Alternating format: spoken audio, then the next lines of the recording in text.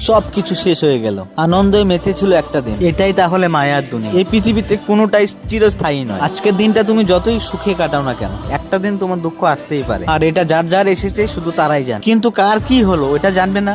চলো দেখে নি।